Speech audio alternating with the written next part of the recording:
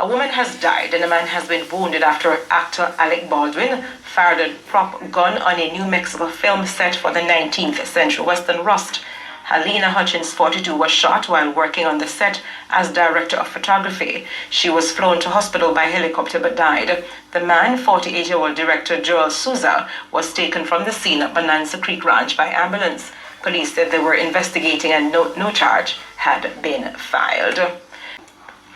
5 women charged in relation to the attack on 18-year-old Kaylan Dowdie are to return to the Kingston and St. Andrew Parish Court on December 1. It is expected that when the women return to court, a committal hearing will be held for the judge to determine whether the assault case should be sent to the Home Circuit Court for trial. The 5 accused are 22-year-old waitress Timon Williams, 33-year-old Nadine Aldridge, 28-year-old call center worker Shekinah McLeod, 26-year-old sales representative Christian Lewis, and 45-year-old Yolande Vassell. The women are facing charges of wounding with intent and unlawful wounding. Their bail has been extended. When the matter was brought up on Wednesday, the court was told that Dowdie remains hospitalized.